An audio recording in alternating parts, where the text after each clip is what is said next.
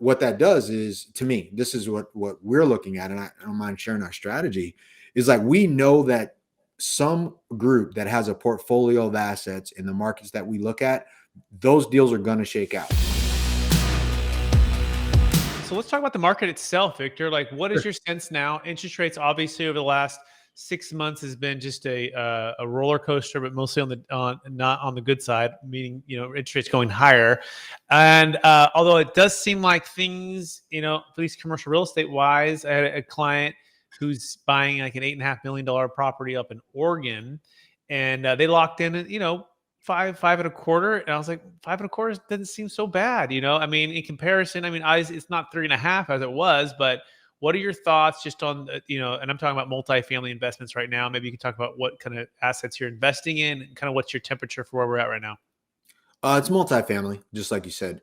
But as it relates to what I see out there market wise, I think it's above naturally, right? This isn't a normal market. But the normal market wasn't actually the 2.75, 2.78, or I guess the three. I would say a normal market rate from my experience in 10 years back, also 3.75, 4 and a quarter. That's a normal thing. So to me, this is an inflated area. And I believe maybe over the next 24 months or so, rates will come back down to that 4.25, 4.5, maybe somewhere in there. But what that does is, to me, this is what we're looking at, and I don't mind sharing our strategy, is like we know that some group that has a portfolio of assets in the markets that we look at, those deals are going to shake out.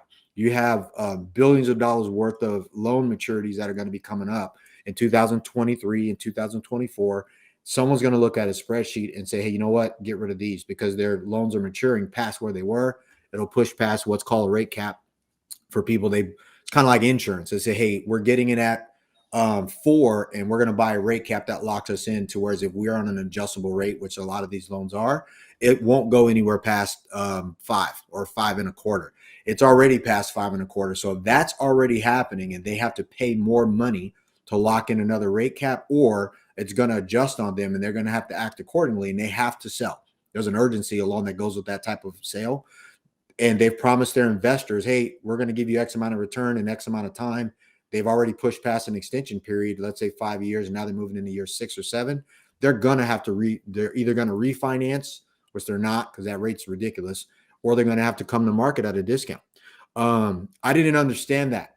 Again, prior to starting my own fund and getting into this world, I was just kind of buying and selling deals with a handful of investors that are my friends and family and business owner partners. So, but now that I know that, that's what's really on the horizon. That's what people don't see. Now, this may not affect the little guy buying deals. This is going to affect somebody who can, who has money, they're raising capital, they have a fund, and they're going in after bigger deals that would have been normally, some bigger group, some either an institutional type asset or an institutional type group. It's not going to be Blackstone and Goldman and KKR, around in San Diego, but it will be some apartment group that has a heavy portfolio that their investors are more institutional investors, that they're like, hey, we got to get this capital back, so we have to sell some assets to do that.